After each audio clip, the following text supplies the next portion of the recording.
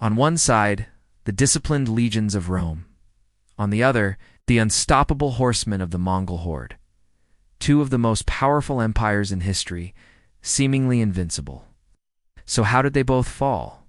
The answer isn't a single epic battle, but something far more insidious. Let's start with Rome. Imagine a constant swirl of political backstabbing.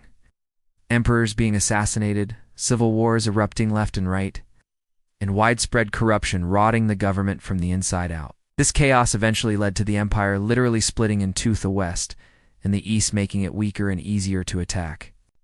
Now, look at the Mongols. After the death of the great Genghis Khan and his immediate successors, what happened? His own family, his grandsons, began fighting each other for power. The once unified empire shattered into four separate khanates, each vying for supremacy. The Mongol Brotherhood was broken, replaced by internal rivalry.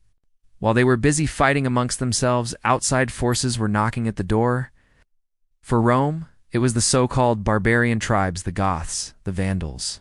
They saw the empire's weakness and began pouring across the borders, sacking cities, including Rome itself. The once impenetrable frontiers had crumbled.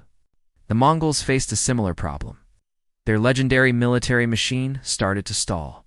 Their massive invasions of Japan were famously thwarted by typhoons, the divine wind, in China. Years of simmering resentment boiled over into a full-scale rebellion that drove the Mongols out and established the Ming dynasty. Their expansion had hit a wall. Underneath it all, the economies of both empires were collapsing. Rome was drowning in debt, crushed by oppressive taxes needed to fund its massive army and bureaucracy. Its reliance on slave labor crippled innovation and created massive social inequality. The empire was simply too big, too expensive, and too stretched out to manage effectively. The Mongols also struggled with the sheer scale of their conquest.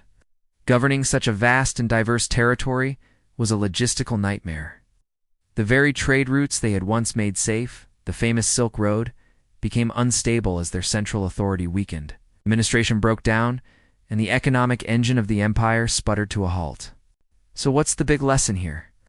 For both Rome and the Mongols, the fatal blows didn't come from a stronger enemy. It came from within. Its internal division, overextension, and economic failure rotted them from the core, leaving them hollowed out and unable to withstand external pressures. It's a timeless reminder that even the mightiest empires can collapse under their own weight.